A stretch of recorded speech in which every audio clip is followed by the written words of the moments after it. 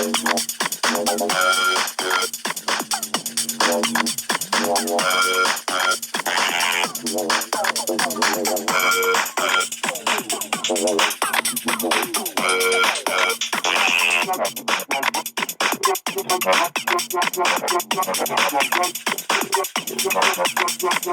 everybody, Mary Brown here, aka Pterodactyl. Welcome to the Pterodactyl's Nest channel.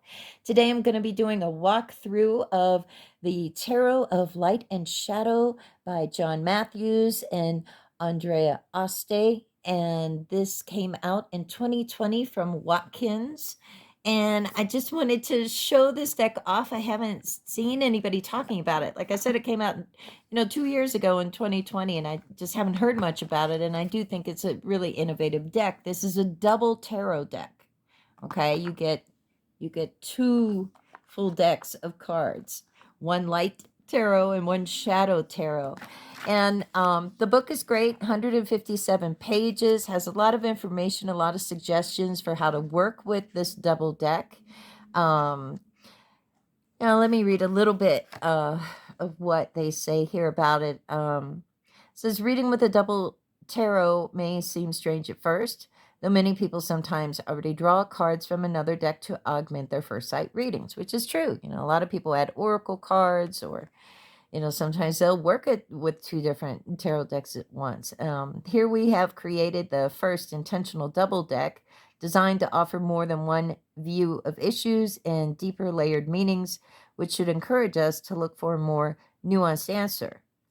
Let's see. It goes without saying that readers will find their own way of working that we have yet to perceive, but for the purposes of those less familiar or curious about this new direction in divination, here's how we see the double deck working. The Tarot of Light and Shadows offers several distinct ways to read with it. Some of the ideas behind this are outlined in the introduction. The most important of these is to understand that the two decks should never be seen as light equals positive and shadow equals negative. And then they go on to say that instead, remember that these are intended to be two ways of seeing the same issue. In the light realm, this is the boldness and clarity of daylight. In the shadow realm, it is the more subtle and magical light of moon and stars, where things that appear to be clear and meaningful may suddenly turn about, offering a more mysterious and intuitive answer. So, when one's not negative or positive, you can work with each of these decks individually, or you can combine them and have like a more nuanced reading. One thing that I also thought of too, that I don't remember seeing mentioned in this, is the idea of reversals. A lot of people like the idea of working with reversals. With this deck, it's kind of cool because you have, a shadow deck and a light deck, and so you could actually have real randomness, but instead of just looking at an upside down card, you have like a whole other image to draw off of. If you want to still use reversed meanings for cards, you could apply that to the shadow deck, just saying. And it's a pip deck. He goes into an explanation why there's a pip deck, pips instead of fully illustrated minors. But I don't think Marseille readers will have a problem with it. He talks about shuffling, and there's an edition of, what do they call them? I think they're called the mirror cards, or maybe there's a more the cosmic mirror cards. So this deck each of these decks has an extra card in it. You'll find two of these cards, one in each deck. They are sometimes known as wild cards. Their purpose is generally to act as markers, guides, which can help you choose a specific card from either deck. Each one depicts a mirror, a blank speculum in which anything can be reflected. They act as mirrors within the pack, suggesting a movement from light to shadow, morning to evening, dawnlight to twilight. Therefore, if you are using the decks independently of each other rather than shuffled together, they can prompt you to switch from one deck to another during a reading. If you shuffle them into the pack, you can look for them again and decide if the card on either side, coming before or after the cosmic mirror card, is significant. perhaps serving as a significator for yourself or an issue you are focusing upon, allowing the twin decks to reflect answers into the empty frame. So it's just really cool. The book goes into a lot of detail. We'll look at, some of the meanings, so you can see how the meanings for the cards are done in this. There's a lot of sample readings and a bunch of new spreads. I really do like the spreads that are included in this. They created spreads specifically for working with this deck. There's this one called the Divine Fool spread. You just use a single deck. You can choose either one, and you can even have your client choose it, or you can choose it. And it's a good basic spread for weighing different influences, positive, negative, which may impact you. Position 1 really represents, the person that is being read. And position 2 and 3 represent the challenging aspects. 3 and 4 or 2 and 3 represent the challenging aspects of the situation. Position 4 and 5 represent the helping aspects, and position 6 represents the outcome. So there's the person, the querent, maybe it's you. Those are the challenging aspects. These are the helping aspects, and this is the outcome. So that's like a nice basic 6-card spread, actually. I like all the spreads in here. But anyways, let's take a look at the cards. The box, of course, nice and sturdy lift top box.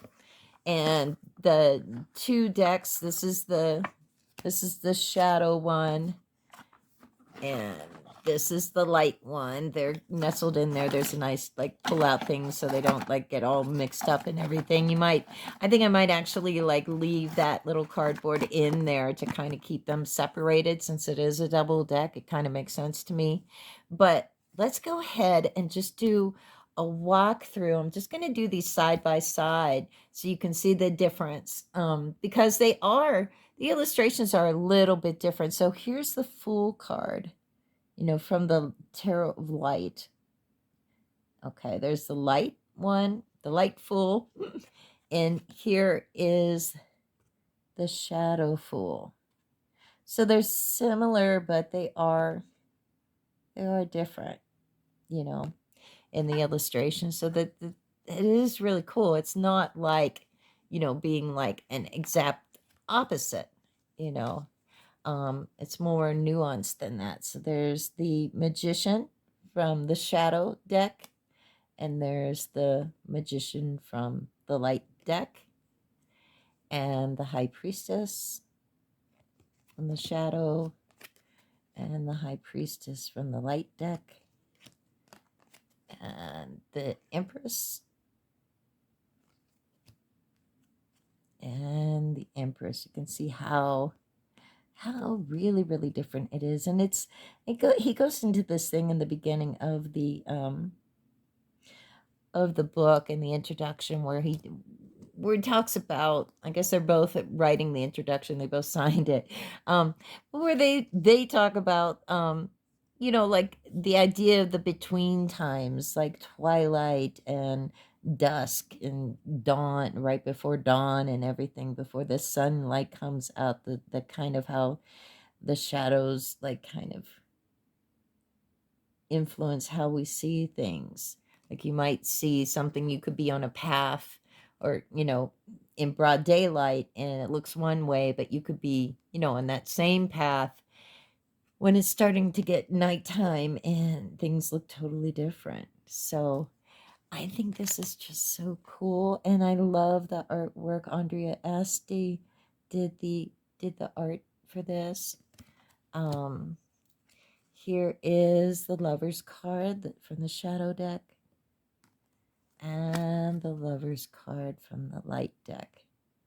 And it's just really cool to get 2 decks in one like this, where you can work with them individually, or you can shuffle them together, and have either kind, either the Shadow card or the Light card come up, or you can use that cosmic mirror card if it comes up to switch to the other deck. I mean, there's just like endless possibilities with how you can use this set, this double deck, as he calls it.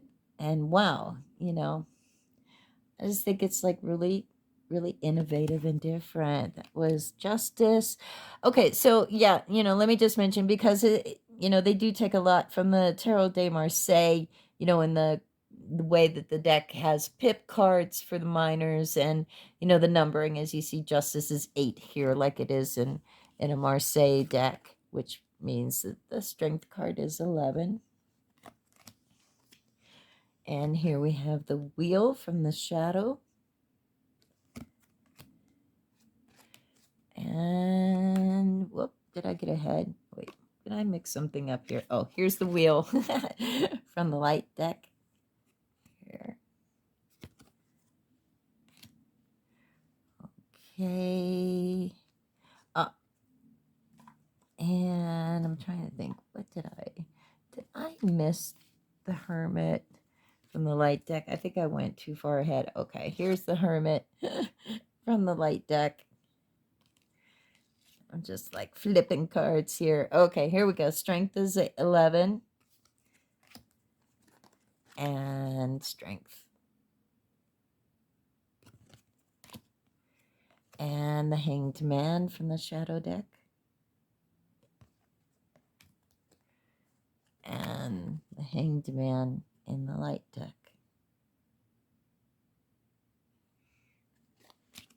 And the Death card in the shadow deck. And the Death card in the light deck. And if you notice, they're like going in different directions, too. That's one thing. They have a directional reading spread, suggestions, not really a spread, in the book that's really kind of fascinating. And that's something that comes up a lot, not all decks like really like, have characters facing all kinds of different directions, or switch it up like that. So I think that helps too, because you can see kind of what's facing each other. There's a Temperance from the light deck. And when they're facing towards each other or facing away from each other, that kind of thing. Devil card from the shadow deck. And the Devil card from the light deck. Okay, Tower in the shadow deck and the Tower in the light deck. The Stars in the shadow and the Stars from the light deck. The Moon. And then the Moon from the light deck. I really, really, really do like these illustrations. And we have the Sun card. And the Sun card here. And the Judgment card. And the Judgment card there. And finally the World card. And the World card. Okay. And let's just like look at an example of the meanings that they give in the major arcana for the World cards. Just to give you an idea. So the World card, the light reading, and I'll just hold that up so you can kind of maybe match it up to what they say here about it. This card is almost always seen as a symbol of triumph over adversity, trials, tests, and problems. It is the card of success, of coming home, of completion. Whether your path has been one of life-changing complexity, or you come to the tarot with a simpler request concerning an everyday issue, this card tells you that you have completed the long journey and that the outcome is a good one.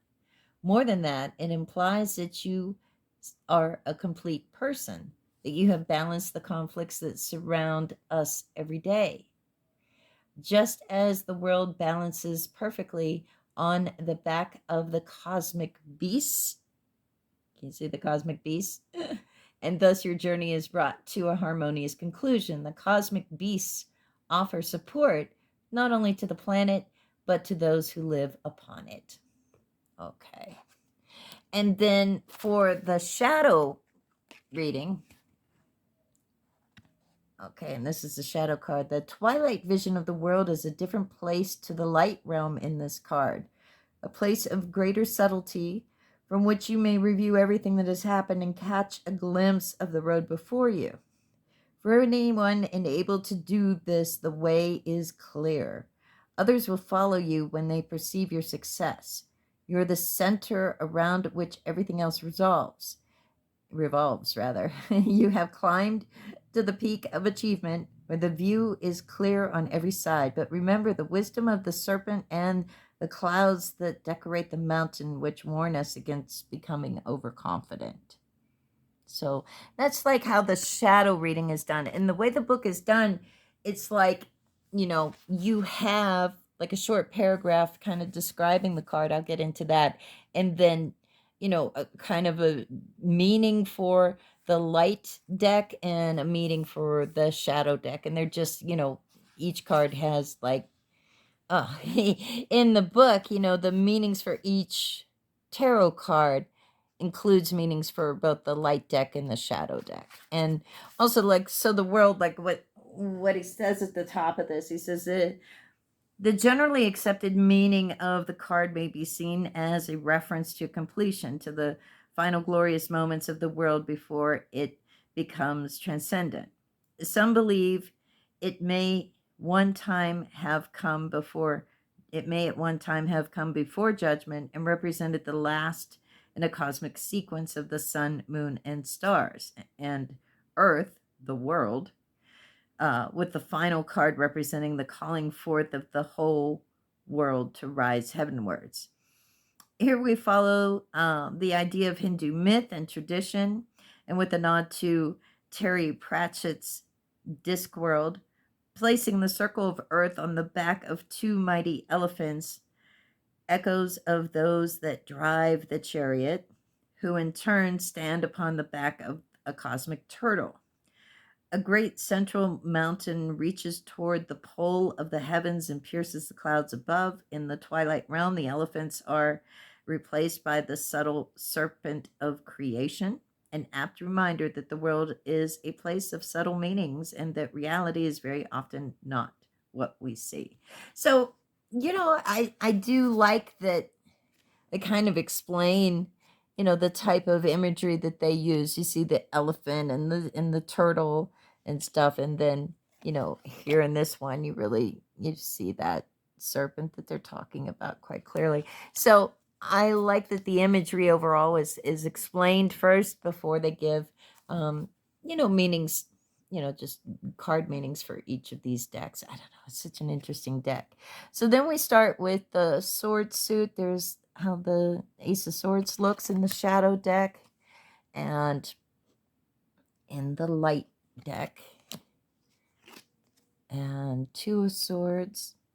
And again, they decided to use pips for the minors, and Three of Swords in the shadow deck, and Three of Swords in the light deck, Four Swords, Four Swords in the light deck, Five of Swords, and Five of Swords. And here we have the Six. And you can see how the formation with the swords is different in some of these, like it was in the Five. There's the Six in the light deck, the Seven of Swords, and the Seven of Swords. And, let me see if they talk about that, since they are doing pip cards here, if they kind of talk about why, You know, the kind of the formation is different with the pip cards. It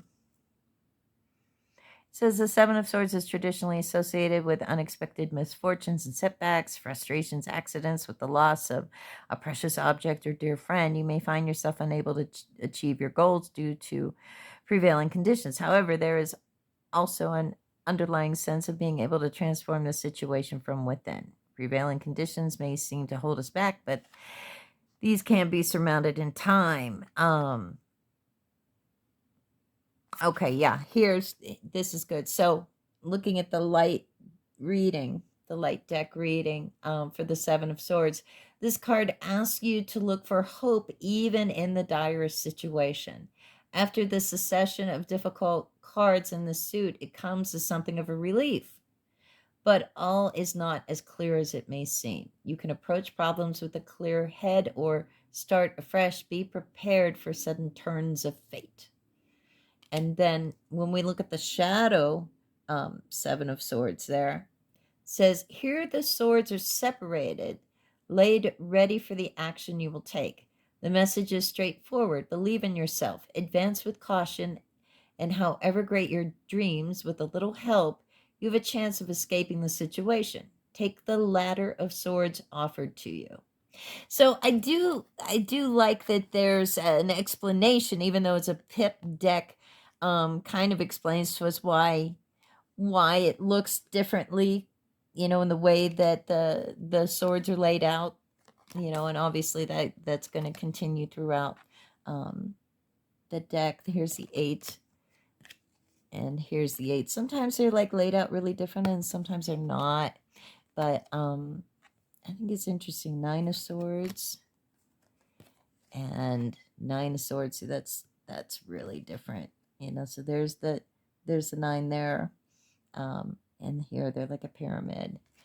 And then we go into the 10 of Swords. And the 10 of Swords here, very different. So there is variety, even though, you know, I know like some people, if they're not Marseille readers, aren't always fans of pip cards. There's the Page from the Shadow deck. But I do like that there's, because it's a double deck, that they did switch it up. They didn't just change the colors, you know. Page of Swords. Here is the Knight of Swords from the Shadow deck. And the Knight of Swords from the Light deck. And Queen of Swords. And Queen of Swords from the Light deck. And we have the King of Swords. And the King of Swords here. Okay, so those are the swords, and now we go into the Cups cards. That is the Ace of Cups from the Shadow, Ace of Cups from the Light deck. And it's really kind of, you know, like this Ace of Cups did kind of catch my attention, you know, because I guess I think of the Ace of Cups as being like much more, I don't know, like a happier kind of feel to it. What do they say about the Ace of Cups? This is a card of good omens, suggesting that any new enterprise will flourish and grow. Its association with the Grail is clear. And here it is a city also, the home of the sacred vessel. Here we see 2 further aspects of the cup. In the light realm, its ability to spill its essential power into the great sea of life. In the shadow world, its power to renew itself, and to draw strength from the earth. Both are balanced in the hands of the seeker. Okay. I get that. And here is 2 of Cups. And 2 of Cups from the Light deck. 3 Cups from the Shadow deck. And 3 Cups from the Light deck. 4 of Cups from the Shadow deck. And 4 cups from the light deck. 5 cups. And the 5 from the light. 6 of cups. And the 6. And the 7. And 7 of cups from the light deck. Oops. 8 of cups from the shadow deck. 8 of cups from the light deck. 9 of cups from the shadow deck. 9 of cups from the light deck. And there's the 10 of cups. And the 10 of cups. Okay, and here we have the page of cups. And the page of cups here from the light deck. Knight of cups. And the Knight of cups from the light deck. And the Queen of cups. Queen of cups in the light deck. King of cups. And the King of cups from the light deck. These illustrations are great. Now this is a little different. The Ace of Serpents, right? So serpents are the coin suit or the pentacle suit here. Why? That was my first question when I saw that. I'm like, why? So let me read you a little bit about the Suit of Serpents. The Suit of Serpents, or as they all are also known, coins or pentacles, is connected to one of the cardinal virtues associated with the major arcana. In this instance, the virtue is prudence, which may be interpreted to mean not only caution, but also contemplation, careful consideration, exchange of ideas, and money. Indeed, the central association of this suit is the getting and spending of money, acquisitions, takeovers, large-scale purchases. Money is the glittering prize, followed by so many, though here we have chosen to represent spiritual gold, the alchemist gold. The term pentacle was imported only in the 19th century. The older forms show coins, believed to date back to the beginnings of cartomancy and tarot in the 15th century. In this deck, we have the serpent with its tail in its mouth. You can really see that on the ace there. Okay, blah, blah, blah. Here we have, where was I? With its tail in its mouth, the Ouroboros, a symbol of eternity and unending renewal. These images represent the keys to wholeness and success, the wisdom of life, and the blessings of house and home. Because the element associated with the suit is earth, there is an underlying stability present in it, a foundational quality that forms a base for all we wish to build. The serpents reflect time and space, life and death, the eternal revolution that we see in nature as it sheds its garments in winter and sees them regrow in spring, brought to fruitfulness in summer, and fading into silence again as autumn prepares the way ahead. These same cycles, different in kind though they may be, ring true of the senses, the needs, and desires of humankind, flowering and withering eternally as time moves on. In health, finances, work, and creativity, the same cycle continues.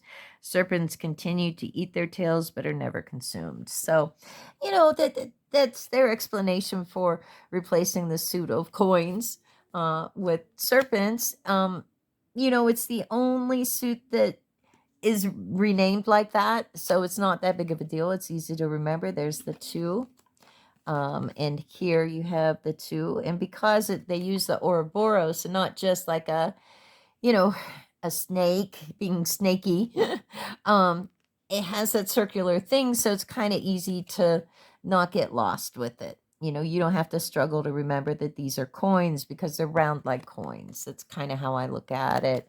There's the 3. And, I'm fine with it. I don't know. The explanation's okay. I'm glad it's the only suit that's renamed in this deck, because that is kind of a pet peeve of mine when somebody does a tarot deck and they rename all the suits, and sometimes they make sense, but other times you can feel like you have to learn like a whole new thing. And that's the thing, this is a very innovative deck, being a double deck like that, but you don't have to throw all your tarot knowledge or your way of reading out the window at all. I think this would adapt very well for people that read with reversals too, instead of like trying to get that perfect randomness and, with flipping some of the cards and shuffling. You can just use like the two decks together and have the blue, the shadow deck represent your reversals. And you might actually get true randomness that way. Here is the 8. Oops. There we go. And the 9 of serpents, basically coins. And 9 of serpents from the light deck. And there's a 10. And the 10 in the light deck. And here we have the page of serpents and the shadow deck. And the page of serpents in the light deck. The knight from the shadow deck. The knight from the light deck. The queen from the shadow deck. And the queen from the light deck. And the king. And the king in the light deck. Okay, and then finally we get to the wand suit. There's the Ace of Wands. And the Ace of Wands from the light deck. The 2 of Wands from the shadow deck. And even though these are pip cards, I love the way that they're illustrated. The 2 of Wands from the light deck. The 3 of Wands from the shadow deck. They're very creative. And I think it's just a beautiful deck, really. And I'm excited. I'm excited about this. I don't know if doing double decks is going to become a thing, you know. Like I said, this came out 2 years ago, and I didn't really hear a lot of people talking about it. Here's the 5 of Wands from the shadow deck.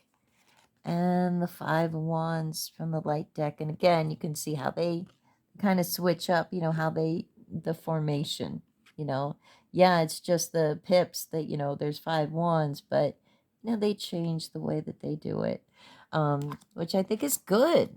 I don't know that, I think it would be kind of boring if they didn't make these changes between the 2 cards. I think just changing the color would not have been enough really to make it all that interesting and to really capture that idea that this isn't positive or negative. This is like, different aspects, different realms, the realm of light, the realm of shadow.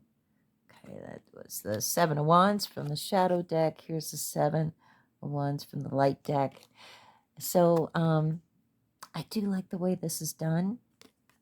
And I don't, like I was saying, I don't know that this, is going to catch on, where we're going to see other deck creators doing double decks like this. But I think it's a really cool idea.